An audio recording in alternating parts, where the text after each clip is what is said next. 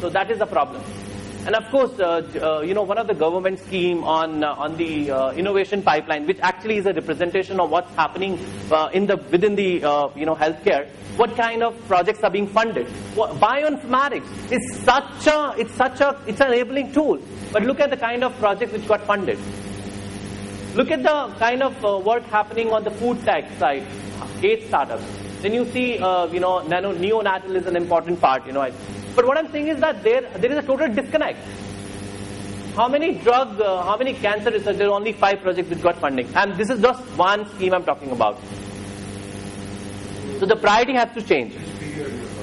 This is 3 years. The scheme itself is 3 years old. So we've looked at there are 180 startups they funded, and across whatever functional area I could think of, and it clearly emerges that how can bioinformatics be funded, like 10% of the portfolio? Bioinformatics is just an enabling tool. What's the end use of bioinformatics? So looking at my own background, I've done some bioinformatics research. There were about 200 companies in 2000, and today in India there are hardly 10 companies which survived. 190 collapsed because the model was totally me too, and they could sell whatever they could sell to academic institutes, publish papers, and be done with it. And it was not viable. It didn't just make sense. And still we see this innovation pipeline is more towards bioinformatics, which is scary.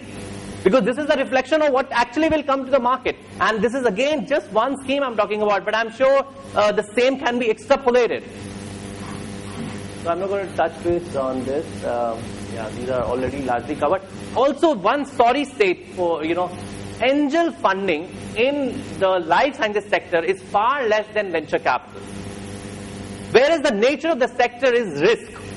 It's a riskier sector. So angel funding should be the one which should be more than, and the number of deals in angel space is also far less. It's really alarming. Whereas venture capital, because venture capital is a safe investment, correct? It's a growth capital.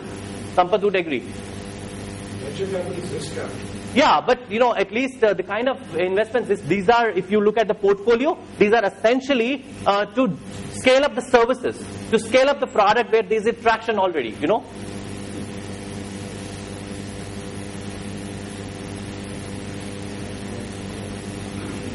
Okay, now I've just listed out 5 most active investors, across various functionalities of life sciences.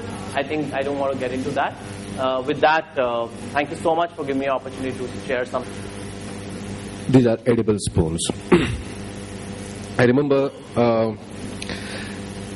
Mr. Narayan Murthy of Infosys saying that for the last 60 years, India has not produced a single innovation which has become a household name. A lot of people got upset about that.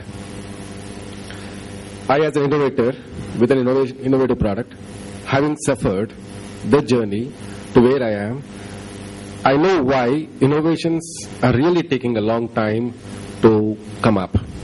And I'm going to share this with you. Let me explain first of all, why did I make this? I made this because, one, I don't want to distract you with my slides, so I didn't bring a PowerPoint. One, I was a scientist in ICRISAT, and my work was on groundwater. The depleting groundwater was a source of concern for me. I was absolutely alarmed at the dates at which they were falling down. If it falls down in the city, we can understand, because the buildings, the roads, the pavements, everything that can stop the recharge, the percolation. But the hundreds of thousands of acres of land that is open for agriculture, where every drop of water can percolate into the aquifer system, but still in the rural areas, the water levels are falling very rapidly. Very, very rapidly, to such an extent that it's more than 1,000 feet now in several places. In a place like Mehsana, it's more than 1,500, 1,700 feet. Punjab, the land of 5 rivers, is already facing groundwater depletion. What the hell is happening? Why is this happening? The reason why is this happening is because there is a fault in the cropping system. The cropping system is going the wrong way. It's going the dog way. I saw that since the 90s, there has been a distinct change in the cropping system, cropping pattern, and everybody is cultivating rice.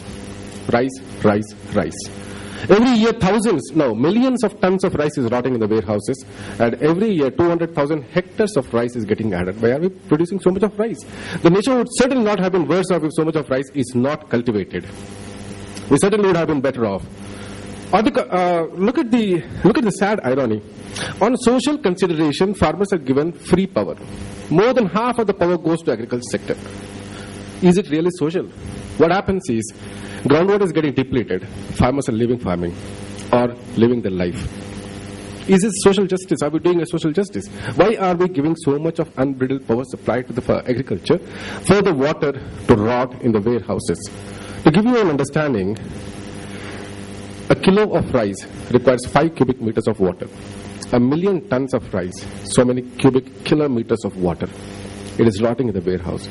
Unproductive. Unproductive use of power, unproductive lifting of water. We need to do something about that. We can't just be an ostrich with our head in the sand. I wanted to do something. So I developed a groundwater estimation model based on evapotranspiration coefficients and the recharge coefficients. I plotted for 10-year data using real-time data of cropping pattern and real-time rainfall data. And the trends that I got was exactly same as the trends with the groundwater department and with NGRI, both of who get their data from observation wells and piezometers. Imagine the irony. The observation wells have died up. Now the monitoring agencies are relying on piezometers. So this is the sad state we are in. Something has to be done. So in my estimation model, I wanted this estimation model that agriculture department, irrigation department, and electricity department could sit together, use this as a decision support tool, and regulate the cropping system so that based on the previous year's rainfall, a given set of crops could have been promoted. But unfortunately, there are some serious political fallouts. So nobody was taking it. So what I did, nevertheless, was I wanted to see what happens if I change the cropping pattern under simulated conditions. When I reduce the area under rice by 25%, what was a falling trend started replenishing. So there is a solution. So 25% of rice area should not be produced. Now, if 25% of rice area is not to be produced, what are the farmers going to do? So I saw that millets is a very good option. I would request my co-director and my wife to please give out the spoons. We have a few spoons, and if you want one more spoon, you'll have to pay for it. I'm a businessman. Yeah. So I thought, let me try to promote Jowar. But Jowar, unfortunately, although is a beautiful, nutritiously superior cereal, nobody is eating Jowar because Jowar suddenly got into this, a poor man's cereal tag. So Jowar started losing its market, and therefore farmers were not cultivating, they shifted to rice. I wanted the farmers to come back to rice, come back to the millet cultivation. And to do that, since it is not administratively possible, since it is not politically feasible, so I thought let me use the market route. So I was thinking, how can I make Jowar a marketable or market acceptable product? One day I remembered that during my field visits I ordered for Jowar roti, and it was so hard. It was cold, and when it turns cold, it becomes very hard. It was so hard that I had to actually break the roti and scoop up this curry, scoop up the dal, and bite into it like a spatula. If I can look at a 2-dimensional spatula, why can't I make a 3-dimensional spoon? And then I started my work. And then I saw that research is really not converting into development, and so I quit and I set up this company.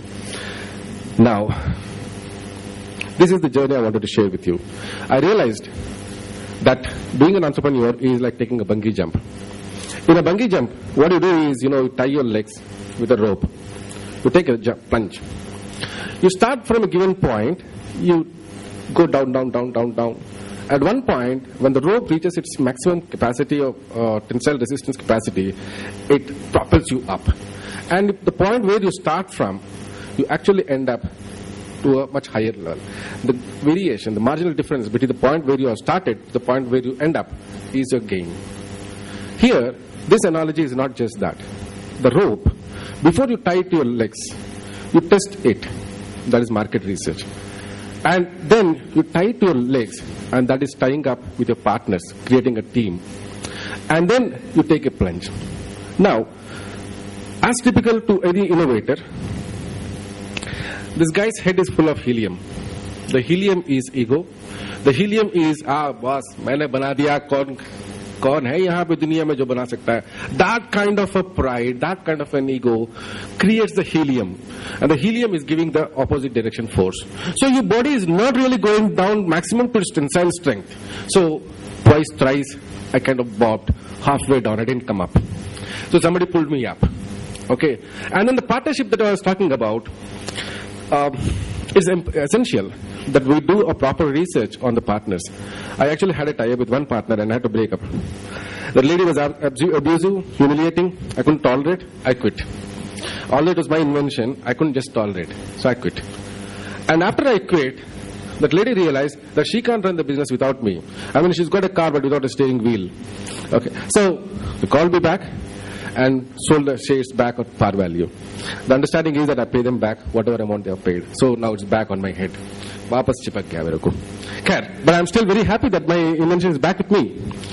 So another thing about this is, यार इतना अच्छा बढ़िया सा product है, लोग क्यों नहीं खरीदेंगे?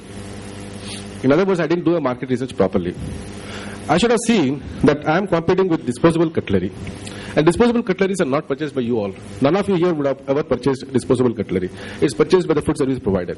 And the food service provider is basically bothered about his bottom lines. Even 10 paise higher, he is loath to it. In fact, I have seen that plastic disposable cutlery. Here I will tell you one thing. Yeah, I'll just take a small detour in this. That you have Food Safety and Standards Act, which talks about how food is to be prepared. But there is no such act or a regulation on how a utensil to hold food or to consume food is manufactured. As a result, there is no regulation. Hence, plastic disposable cutlery manufacturers operate in the worst of the filthiest of the unhygienic conditions. I have seen several of those units in Katidan and in Balanagar, and boy, it is like this, you got a mold, open, close, and every time there is a drop in the temperature, it solidifies, it falls down, and there's a lady sitting down, and there is a flash, there's this lady sitting down with a blade, she removes that, and then chucks it onto a second heap. And the second heap, there's another lady, and everywhere I had seen that lady is holding a black cloth. I don't know why it is black. Probably because repeatedly the same cloth is being used. She holds it between the two fingers, pulls it out, and the spoon is clean, chucks it to the third heap, and there's another lady who stacks them up and puts it in a plastic bag. And none, N-O-N-E, none of you would have ever washed your plastic spoon before putting it into your mouth. So we all know plastic by virtue has a lot of chemical contaminants. They leach into food. In fact, food grade plastic cutlery is that where the leaching is within permissible limits of 60 parts per million in India and 45 parts per million in Europe and US. So you know that there is going to be some leaching. If you know the leachants are toxic, neurotoxic and carcinogenic, why should you allow even 1 part per million? You should not allow. Even food grade plastic is not safe. So given that, I thought, oh, such a wonderful product. लोग तो खरीदेंगे ही, कोई नहीं खरीदा है. अब यार मैं करूँ क्या इसको? Now it's costing me 4 rupees MRP. So I had to go back to the drawing board. I innovated further. I developed a technology that is going to reduce make it more energy efficient, more manpower efficient. It's now getting ready. Now after 10 years of bobbing up and down that bungee rope, it's every time somebody pulling me out, now I've come to the position where I'm going to take the final plunge. Now there is no more helium in my head.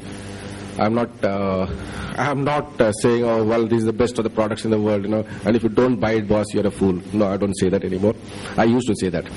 And having said so much, the second part of the gas that is there in the head is hydrogen, and that is, you got so much of passion for your product that you don't want to accept any criticism.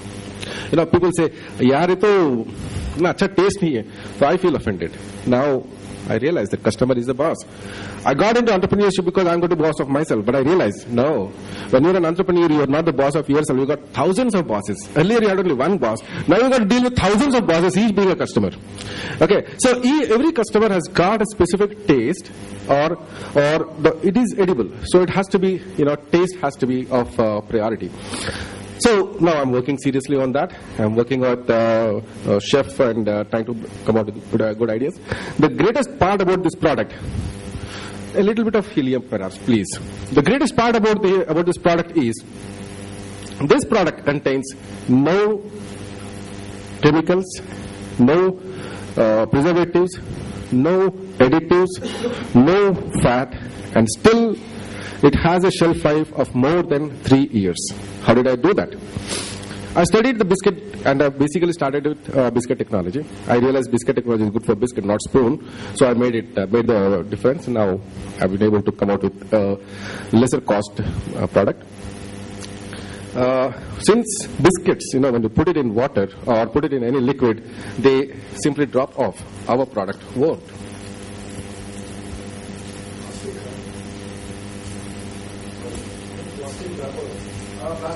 Wrapper is plastic, yes. I couldn't get a better option. Now you can't expect everything. I know people would ask me that, but at this point of time I thought, okay, let me take this much of liberty, and later on, once when the product is known, product is seen, I don't need plastic anymore. So what I'm going to show to you is, atta ke bana hua hai, and I'm going to drink the whole water. If you have the patience, I'll drink the whole water, otherwise I'll take a few gulps. You have patience? If you have patience, I'll drink the whole water. If you don't have patience, I'll take a few gulps. Okay. It is still tough. Yeah, it is still tough. Another thing about this is, I'm the first in the world. A lot of media coverage. I was already on Discovery Channel. Helium bharte gaya. Now, after 10 years of real reality, Hakikat is not television.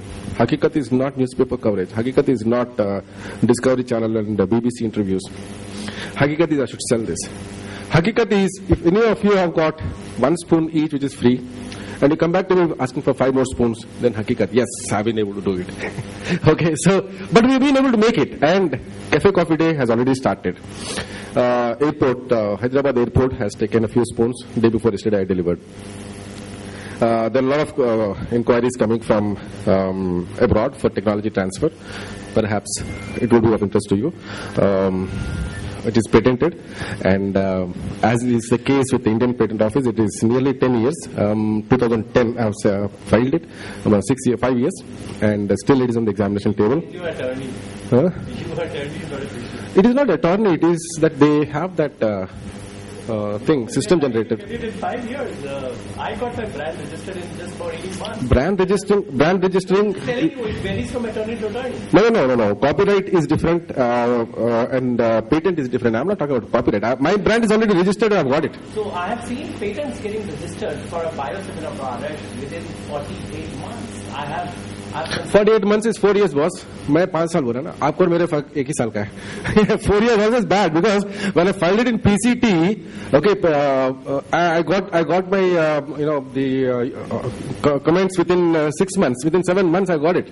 Okay, anyway, so this is where I am. I wanted to share with you that if innovations, if Narayan Murthy says innovations are not happening because I didn't share with you the sad part of this journey. I had received several awards. The presenter is that side. And I took a bank loan. The loan turned NPA in the month of March. Then they said they started asking back money, and the collateral security I gave was the residential flat, the only asset I had.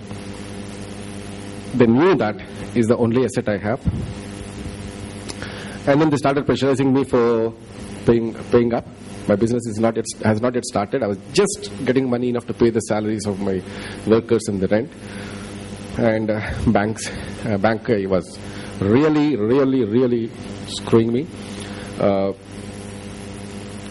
One day, there was a CNN IBN team at the gate. The bank guys came, pasted a possession notice on the wall of my flat. That is such a great encouragement to innovators. No wonder Narayan Murthy's comment is indeed a stark reality. If this is the kind of a thing, we're telling the bank, look, there are people who are coming in. Look, there is market coming in. Please give us time. So there was something called Slick subcommittee. I requested for 6 months.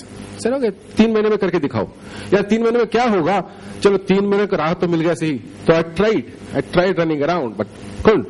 So finally they pasted it. So this December, So March, it turned NPA. This December, they're trying to auction it. And I am here standing before you talking about my experience. A product like this, an innovator is getting such an encouragement. So thank you. If you guys believe that this is an issue for policy consideration, I hope it will be. Because I talked to RBI, I talked to the general manager, FIDD. He was talking about banks are supposed to do hand holding. Where have they done it? I don't know. I don't know what banks think is a hand holding.